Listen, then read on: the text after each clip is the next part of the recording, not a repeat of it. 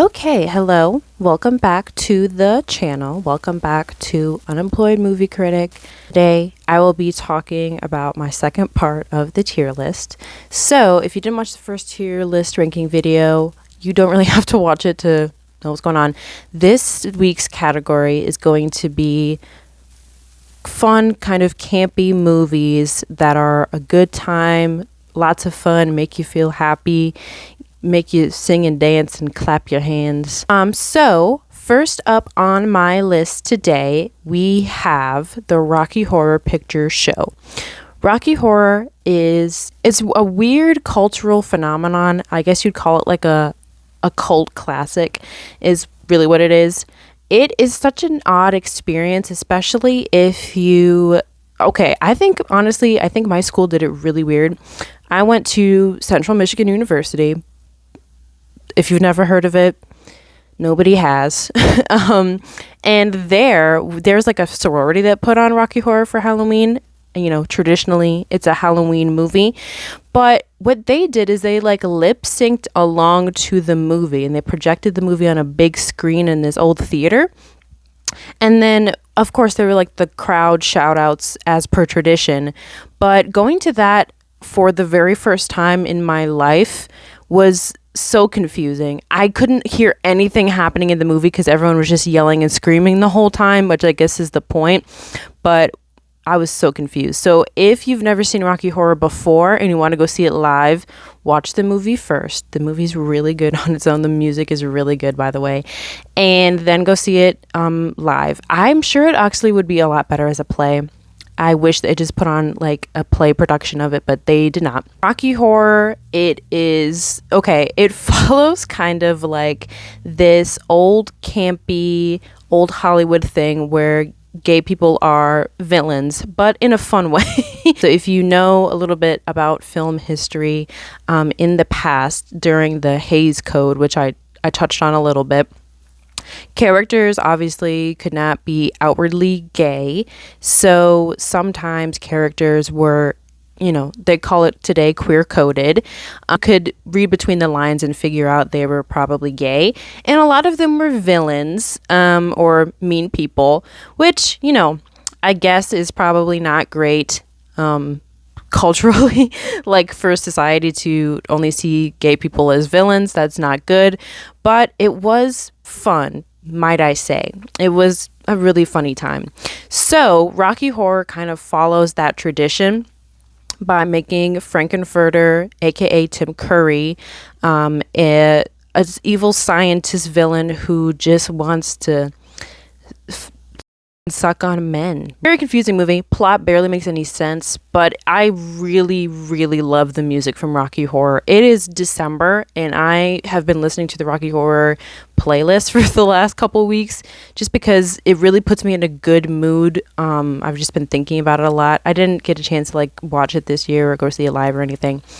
Also, I just wanted to say Tim Curry, I just think it's so funny how Tim Curry for a period of time was just the go-to guy to be in a campy, funny movie and be a really good actor, by the way. If you think about some of the most iconic, like, scary movies, he was in Clue. He was in a Rocky Horror Picture Show. He was in It. He's the original It clown. And if you've ever seen Over the Garden Wall, he's Auntie Whispers and Over the Garden Wall. And that's just of the movies that I have seen him in. So his agent must be like, Tim, there's a really weird, spooky role. You're perfect for it. You gotta get into the casting office. Where will I be ranking Rocky Horror Picture Show? I am going to rank it in, honestly, A tier. And I feel like that makes me sound like a little basic, and I'm not just saying it to say it. Great watch if you haven't seen it before. I had to tuck my hair behind my ears because I thought it was cute, but it was also getting in my face. Next up on the list, we have the Blues Brothers. I used to be really into this movie for some reason. I think because I was in marching band and we played a Blues Brothers song in marching band. So I feel like that tells you a lot of embarrassing information about myself. But Blues Brothers, again, has really good music. It's a star-studded cast. I love saying star-studded cast, but it's true. There's Ray Charles is in it. Aretha Franklin is in this movie. Others that I forget at the top of my head. Two little Catholic boys. Shout out to the Catholics, because my mom is Catholic and they baptized me in the Catholic Church, even though I don't believe in God. And they go on a mission to get the band back together and save their orphanage, because they are men of God and men of the people, and they're on a mission from God. And along the way, guess who they defeat? The world's worst group, the Illinois Nazis. They hate the Illinois Nazis. So I feel like that describes the entire movie, and that is really all you need to know. Go give Blues Brothers a watch. I'm gonna rank Blues Brothers in B tier, B for Blues Brothers. It used to be like my favorite movie, but honestly, like now I can't even listen to the playlist because I think I just listened to it too much and I can't stand it anymore. Next up on the list, we have Pillow Talk. I watched Pillow Talk in my romantic comedy class. I love romantic comedy as a genre. It's a very interesting genre, and I used to be a rom-com hater, but Doris Day is in this movie along with Rock Hudson. If you know anything about Rock Hudson, he's gay. He's gay.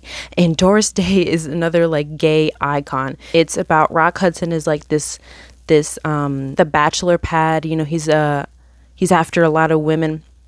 He's sleeping around, and he meets Doris Day because they live in the same apartment building, and like I think it's something about they keep accidentally getting on the wrong phone line, so they keep accidentally like talking to each other. I like this film because Doris Day is still a little career woman. She is a home decor like specialist. She's a home decorator, and she's very fashionable. It takes place in New York City. We love a film that takes place in New York City. Actually, like New York City in the 50s, 60s is so glamorous and metropolitan and cosmopolitan. I just love looking at films that were in New York in that time period because I cannot think of anything more glamorous. Doris Day has for some reason, she has a little song in the beginning of the film when they're like going through the title cards, and it's like, pillow talk, pillow talk. It's very silly. So where would I rank Pillow Talk? From my memory, I really enjoyed it, so I'm probably going to put Pillow Talk in A tier. Give it a watch. Very good film. I feel like I'm not describing it very well because I watched it a long time ago and I didn't rewatch it for this video, and I won't. Next up on this list, I don't know why I put it in this category, honestly. I have 500 Days of Summer. 500 Days of Summer is not really campy. I guess you can kind of see like they definitely play with genre. I'm gonna sound like an asshole saying that, but they definitely play with genre. References film, I guess, as a whole, which I guess is why I put it in this category maybe. I really like 500 Days of Summer. If you've never seen 500 Days of Summer, I'm gonna kind of give like, well, actually it's not really that much of a spoiler. I am serious. I'm not even trying to say this to like be controversial and be like rage baity. I sympathize with Zooey Deschanel's character, and I don't think she's a bad person at all. So she tried to make it clear from the beginning she was not in for a serious relationship, and then what's his name kept freaking out at her, yelling at her and being like, well, you have to be in a serious relationship with me. So then she did, and that scene where they're getting out of the cab after watching a movie together, and she just starts breaking out in tears, and he's like, what's wrong, why are you crying? She's like, oh, nothing, it's nothing, I'm okay. I cried at that when I first saw it, and I cried in class, which was kind of embarrassing, but I just really felt like I can relate to being a woman and you just want to be what this other person wants you to be, and they've built up this image of you in their head, and so they are upset when you're not that image. And I think that kind of just applies to a lot of women in society. I'm sure a lot of women have experienced that in their dating lives. This TikTok clip actually explains it really well. People misunderstand 500 Days of Summer. The subversive take on romantic comedy literally tells us from the very beginning that this is not a love story. That Tom has an unrealistic rom-com fantasy view of romance stemming from early exposure to sad British pop music and a total misreading of the movie The Graduate. The movie is critical of how Tom ignores everything about Summer that doesn't fit into his delusion, including the fact that she doesn't want to be in a relationship. But that didn't stop audiences from sympathizing with Tom and blaming Summer for not loving him back. I think just in general, not even in relationships, you just don't want to disappoint sometimes, so you just keep pretending, even if you're not really that happy. And so I sympathize with her, and I think she was just confused. She was just going through the motions, and she was trying to figure out what was best for her. And what's his name just kept getting mad at her at every single turn. And he was also obsessive and an odd fellow. I know it was made in the early 2000s. I know we've changed our mind, but he's an odd fellow. So where would I put 500 Days of Summer? I think it's really worth watching, especially like if you're a young person and you're entering the dating world and you're dating and you're seeking out relationships. It teaches you a good life lesson, and maybe you'll agree with me that Zooey Deschanel was right. I love Zooey Deschanel, by the way. Love that woman. I'm going to put 500 Days of Summer. I know I just said it was good. I'm going to put it in C tier. It's not my favorite movie. I would probably watch it again, but not my favorite movie. Hollywood Shuffle. I watch Hollywood Shuffle with my dad. I think Hollywood Shuffle should be mandatory viewing for all film students. I did not watch a lot of films in film school with black main characters, written by black talent. So I definitely think Hollywood Shuffle is something everybody should watch in their life. Not only is it so funny, but it really teaches you a lesson about typecasting, I guess, and like how that changes our perception of the world. So the main character, he is an actor, he's a black actor, and he's trying to just get roles, and all the roles that they want to cast him in are like, gangsta number 2. You shorties never thought I dreamed about rapping hardcore. No. Which is not good. So he keeps envisioning himself in like all these other kind of classic Hollywood roles, and he discusses like what's frustrating about just being typecasted, only being seen as one kind of character, and being what it means to be a role model to young people around you. I mean, like, yeah, he could get that role as a gangster and make money and get his start in Hollywood, but what does that say to the people that are looking up to him who also want to go into the film industry? Also, what does it say to directors? It makes them say, well, black people are going to do it because they want to get money, so we can keep getting away with it. So I really like Hollywood Shuffle. Haven't seen it in a long time, but I remember loving it, absolutely loving it. My dad's favorite line from that movie is, selling hoe cakes, hoes got to eat too. He says it all the time. So I'm going to put Hollywood Shuffle in A tier. I'm going to put Hollywood Shuffle in A tier. Next up on my list, I have Shampoo. I have talked before, I love films from like the 60s, new wave in America age, and Shampoo is one of those. I think maybe came out at the end of the 60s or early 70s, but it's still that kind of era. This movie is really interesting. It explores how, which I think is very relevant to today, by the way, it explores how we are so caught up in our stupid everyday lives that we ignore serious problems that are happening, and especially politics. So my brother is a history teacher, and he always says this quote, like, you can distract people with fun things and they will not pay attention to the things that are going on behind the scenes. And I think that's very true. I was just watching a video earlier discussing how the election results kind of could have been predicted based on recent trends. So not to get too sidetracked, but recently there has been more momentum online for like returning to a simpler time. And I can understand wanting to kind of turn off your brain. Going to work is very hard. Not being able to afford a house, not being able to afford college, not being able to afford a variety of other things is depressing. So you just want to kind of forget what's going on and not think about anything. And I do the exact same thing. Cannot lie, but no offense. Sometimes I think, at least I know what's going on, so I have the freedom to turn off my brain and tune out sometimes to keep my own sanity. Because I stay informed. Not to be an asshole about it, but I do. Some of you don't know what that's like. Some of you do not read the news. Anyways, but I think shampoo is a great example of that. The election of, I think it's Richard Nixon. Let me fact check myself. I was right. It is the election of Richard Nixon. So it takes place, it's filmed in 1975, but it takes place in 1968 as the presidential election is going on. So the whole plot of the movie is Warren Beatty's character. He is this hairdresser, and he's not gay. He loves having sex with women, and that's why he wanted to be a hairdresser, so that he could meet women and get them to trust him. And it takes place on the eve of the election. Warren Beatty wants money. He wants someone to invest in his business.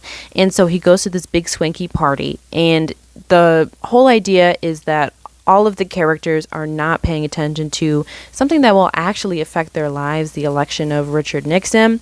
They don't even go out and vote, I don't think. And instead, they are so self-obsessed with their own lives. And I think the same is true of ourselves. We don't like to think about politics because it makes us uncomfortable. But you should research politics, and you should know exactly what you're voting for, because you don't want to find yourself in a situation where you're like, well, that's not really what I wanted. This is a great cast. This is a young Carrie Fisher when she's just like a little teenager is in this movie. Goldie Hawn, who's very beautiful, is in this movie as well.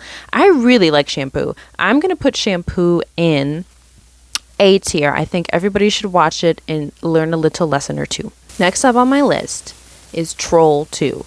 You've probably seen Troll 2 if you've been on TikTok for any amount of time. Troll 2, I'm not talking about Justin Timberlake's Trolls 2. I'm talking about Troll 2, which is not a sequel to anything if you didn't already know. You may know the clip from Troll 2 where there's that kid in the glasses and he says, "They're eating her and now they're gonna eat me. Oh my god." So this film, I actually know a little bit of the lore of this film, was made by, I believe he is an Italian director, and the point of the film is supposed to be like anti-vegetarians. Stupid cause to get behind, by the way. So the film is making fun of vegetarians for not wanting to eat meat, and it follows this little boy. His grandpa died, and the grandpa is like sending him messages to beware of this troll town that he goes into. It's very crazily acted. I'm pretty sure a lot of the production team was Italian, so they didn't speak English, and the actors are American, so they could not communicate with each other very well. Also, the main character, the main dad, he is a dentist by day, and he just chose to be in this movie, which is kind of funny. Troll 2, I feel like I can't even really describe what happens in this movie. It is a very stupid plot, but it is funny. Like, it is really worth watching. Make a drinking game out of this movie, guys. There's not much for me to say other than Troll 2 is going in D tier, even though I love the movie and I think it's really funny. Hairspray has Divine in it. It has Divine playing the mom. Hairspray is a really fun movie. As you know, I'm sure a lot of you know about Hairspray already. It's been remade. It's a Broadway play as well. Hairspray, it tells a beautiful message about being yourself. It tells a beautiful message about not being racist also.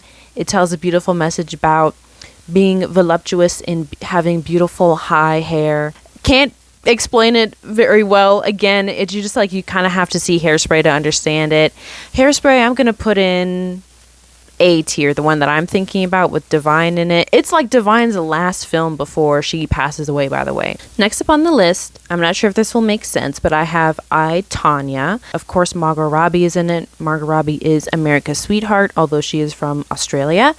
And she plays Tonya Harding. I never really knew a lot about Tonya Harding's story. Everybody knows the famous incident where, she trips what's her name and she couldn't compete anymore. But her actual life story is so interesting. And the film is really weird because by the end of the film, it had me thinking like, you know what?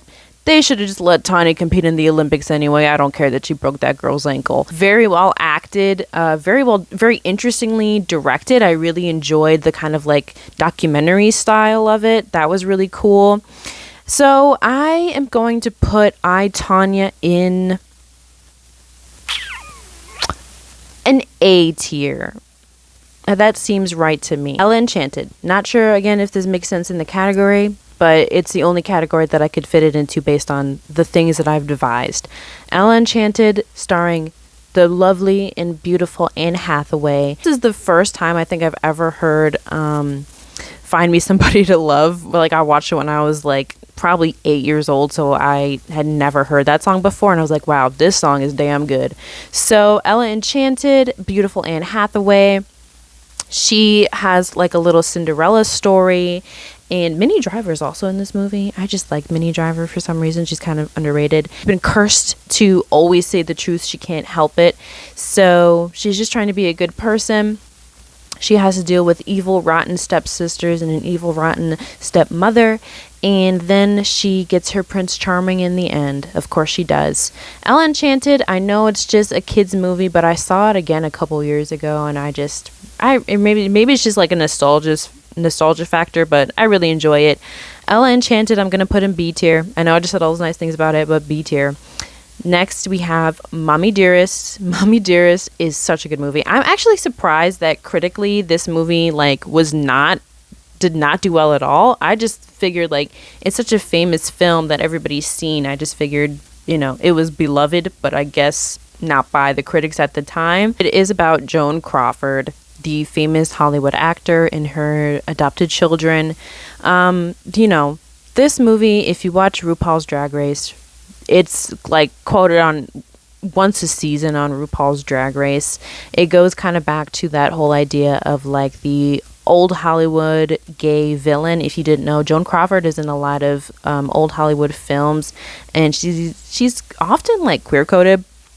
It is kind of funny in a sick way, but I love to watch films and documentaries just exposing somebody for being really mean and evil and bad. So that's why I really like Mommy Dearest. I think it's well acted. I don't know why the critics didn't like it. I thought it was a really good time. It's a romp. Watch it on Mother's Day. So where would I put Mommy Dearest? I'm gonna put it in B tier. Seems right to me. We have RRR, the film from the, I believe Bollywood film is the right way to describe it, of India. It was nominated for an Oscar a few years ago. RRR is so funny. It's such a good movie. It's crazy. It's about like colonial rule in India at the time. There's the iconic dancing which they did at the Oscars.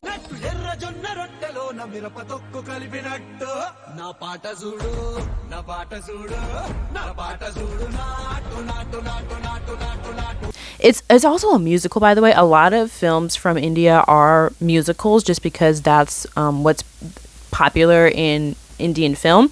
So it is musical. There's that iconic scene where they do the dancing and he's going crazy up at the British function, and then they have that whole scene with by the way, insane that he just like fights a tiger and like saves a little boy off a bridge in this movie. That's why it's just so good. Like, it's so funny. It's 3 hours long. I don't know who conceived of this idea, but it sounds so insane, but when you actually watch it, it's one of the best movies. I don't care. I think I just like a story, and I think we all like a story about people rising up against the British, as we all know, whether it be Ireland, whether it be in the Middle East, whether it be India. You better kick those British asses. So where am I going to put RRR? Honestly, S tier. Watch RRR immediately. I think it's on Netflix. Buckaroo Banzai is a very campy, not very well known film, I wouldn't say, with Jeff Goldblum and the guy who voices Mr. Krabs. Very confusing film. I remember watching this first with my dad because my dad loves this movie. He thinks it's so funny. I remember watching it with my dad and I thought it was so funny. And then the second time I watched it when I was a little bit older, I was so confused about what was happening in the film. To my memory, Jeff Goldblum is like fighting these aliens who come down to Earth. And Jeff Goldblum's also like into drag racing, like the cars, not the makeup, though he was on an episode of RuPaul's Drag Race and he cried. The iconic line from the film is one of the aliens is named John Big Booty, and he says, no, it's John Big Booty. Also, my senior quote in high school, this is really embarrassing, but my senior quote in high school is from this movie. Jeff Goldblum says, wherever you go, there you are. And that just used to crack me up. Buckaroo Banzai is going in C tier. Sorry to my dad who loves this film. Okay, next up I have Deadpool Wolverine.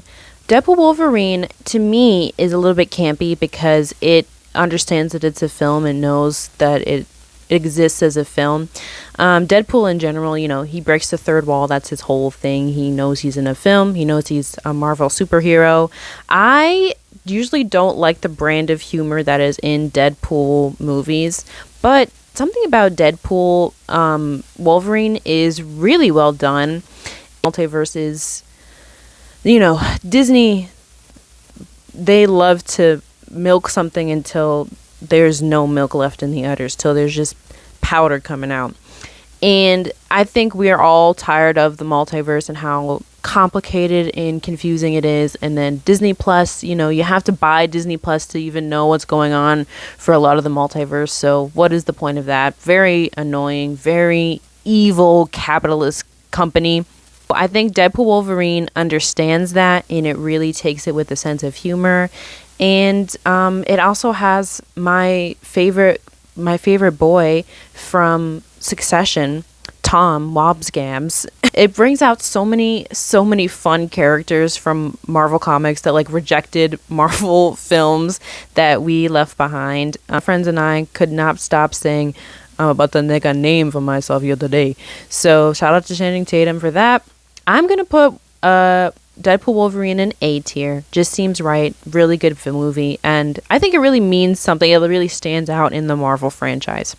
Halloween, starring a young Jamie Lee Curtis. I love Halloween. Halloween is such a fun, you guessed it, Christmas movie.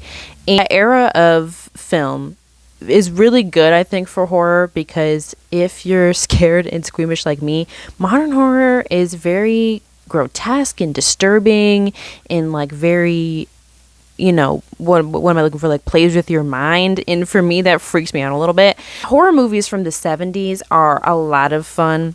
I feel like the fact that Halloween has been sequeled to death also just makes it a good, like a funny cultural phenomenon. I think Jamie Lee Curtis is just such a funny cultural phenomenon in a way too. But I believe it invents the trope of like the final girl and how she's a virgin, and so her virginity saves her because she's pure, so she gets to live while all the other sluts and whores die in the film. So I'm gonna put Halloween in B tier. House, the film, the Japanese film. You've probably seen House if you're into like film stuff. You've seen it on TikTok lists of like really strange movies. I watched House one day when I was sick at home from work, and visually it is a really amazing film. I did an art class once where we had to watch a movie and like pick colors from it and make a painting out of it. And I did Suspiria, which is also on my list, but House is very similar. It is still kind of disturbing. There's scenes in the film that are very off-putting. But But again, it's such a confusing movie. Like, the plot doesn't make any sense at all. It follows this young girl. Her dad is getting remarried to this beautiful new woman, so she, isn't feeling very happy about that. She goes on a little summer trip with her friends to somebody's aunt's house, and the aunt is trying to trap them there. Because she's trapped in house. House is really cool, very inspiring aesthetically. I'm going to put House in B tier because it doesn't make any sense, but it's a lot of good times. Suspiria gives me a very similar vibe. It's not really like acted or written well per se, but visually it uses colors and light in a really interesting storytelling way to like really tell the story of what's happening. So when you pay attention to the colors, you can really figure out what's going to happen next or what characters are good and bad. Suspiria, I know, was remade. I haven't seen the new version of it. It's about this girl going to dance school, and she finds out the dance school is a coven. So that's a funny idea for a movie. And it's that 70s horror, so it's not very scary. It's just interesting, and it's fun to watch. Suspiria, I would put in probably C tier as well. And then Barbarella with the beautiful Jane Fonda. I was first drawn to Barbarella because of the fashion. I think Jean-Paul Gaultier designed the outfits, but I could be absolutely wrong about that. The fashion in Barbarella is very interesting. It's funny. It knows it's a funny film. Barbarella is this superwoman who like travels from galaxy to galaxy. It's kind of revolutionary because she likes having sex. Jane Fonda is just very kind of open about that, and she's really that girl when it comes to being open about and like breaking barriers around women having sex in film. And she's just kind of a silly character, but she's still brave and she still is a hero in the end, even though she, has this male love interest.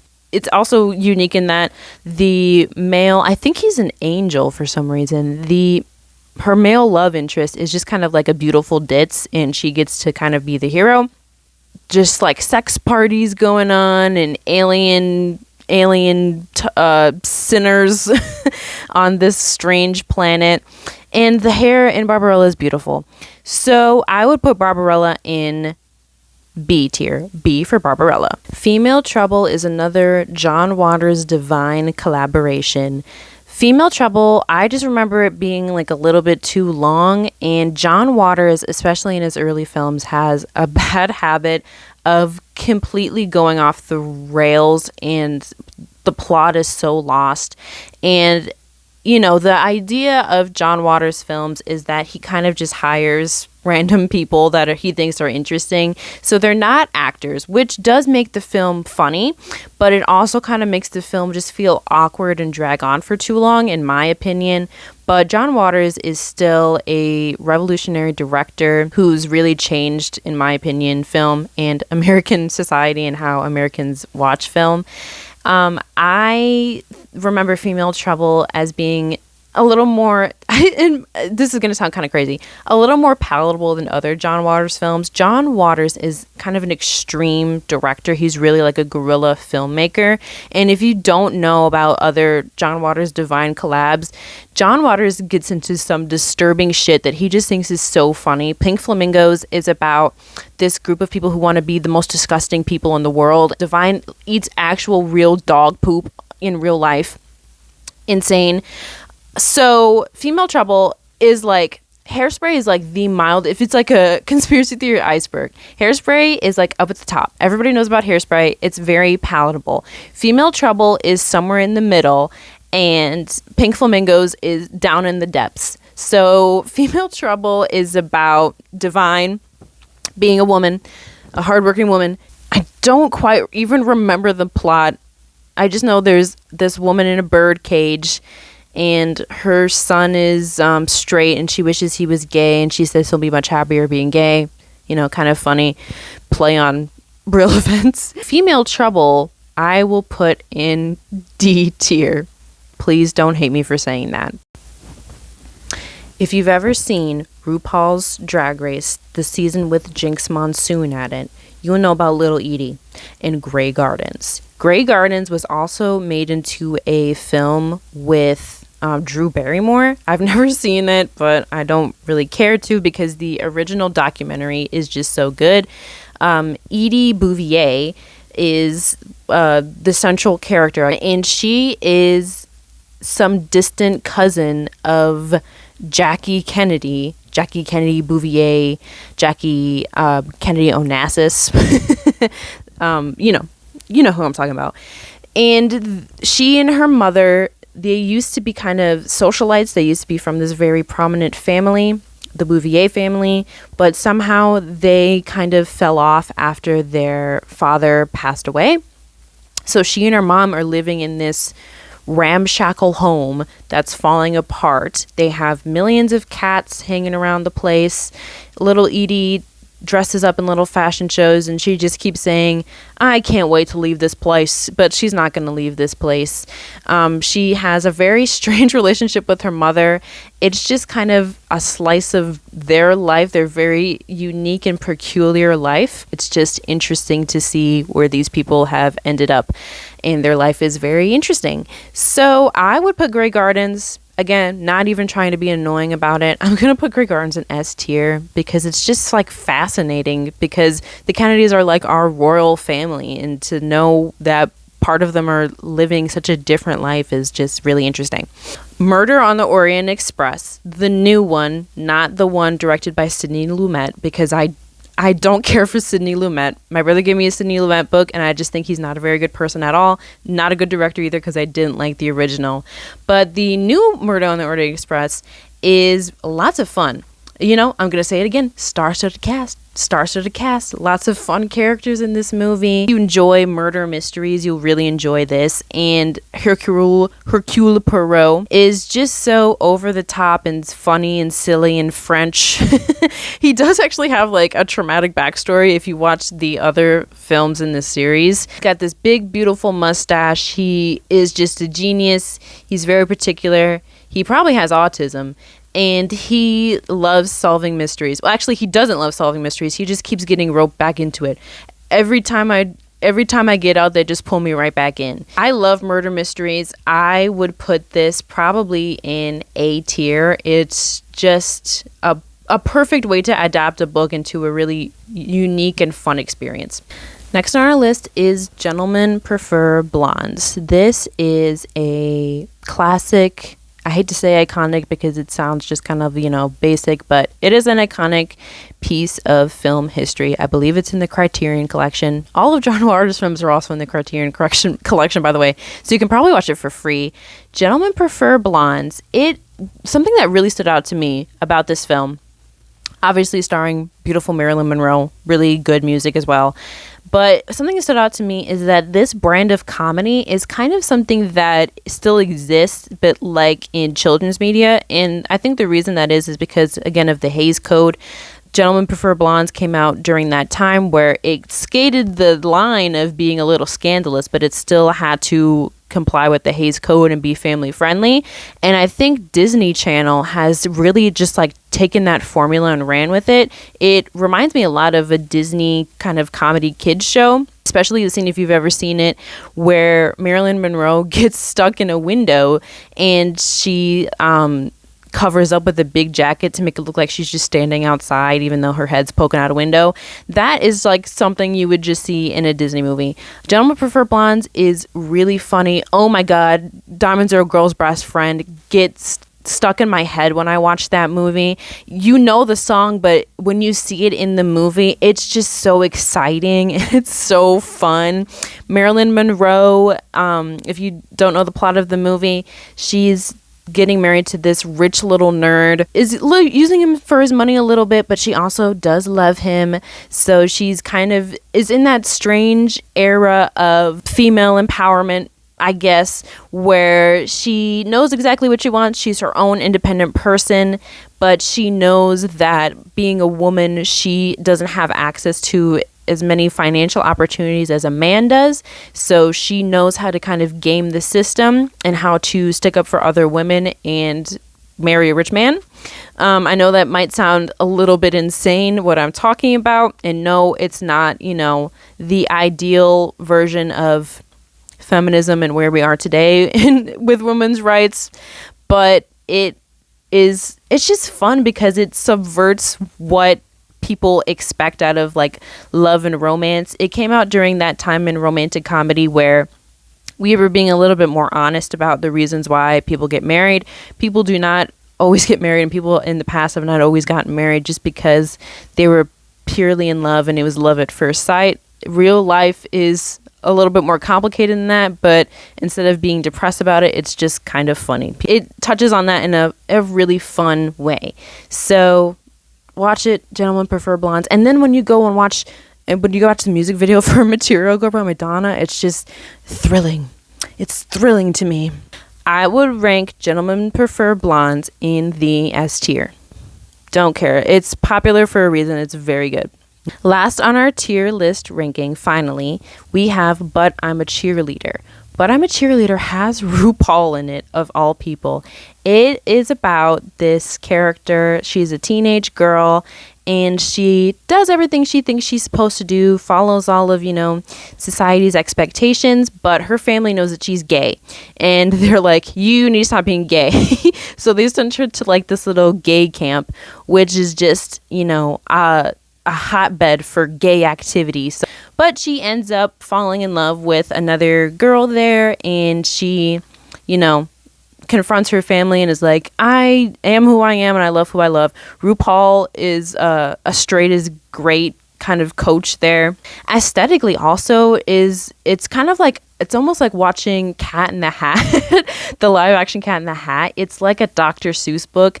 It's kind of almost like a Wes Anderson film, the way it's so aestheticized, and it's very pastel, and it very much emphasizes girly things versus boyish things. Came out in the 90s at a time where gay stories were starting to be taken a little bit more seriously, and not, it wasn't just films about gay villains anymore. We could be honest about people being gay, and instead of finding it to be, just a very, making it kind of the butt of the joke, taking gay people's experiences and stories more seriously, and also just kind of explores how like our ideas about gender and what you're supposed to do being a certain gender are kind of just fabricated by us. I would put But I'm a Cheerleader in the S tier. I think not enough people have seen it, and it's just a wonderful piece of cinema. So thank you for joining. Certified Yapper talks about the best campy movies, does a tier list ranking. Join me next time for our next category. We are more than halfway through my list. I apologize for breaking it up into so many parts, but I just really wanted to talk about movies that I suggest you watch. So, subscribe to me on TikTok. Subscribe to me at the YouTube channel. You're watching Unemployed Movie Critic. And on TikTok, I am Madam Adam Driver, aka Dingus McClingus. Thank you, and I'll see you next time.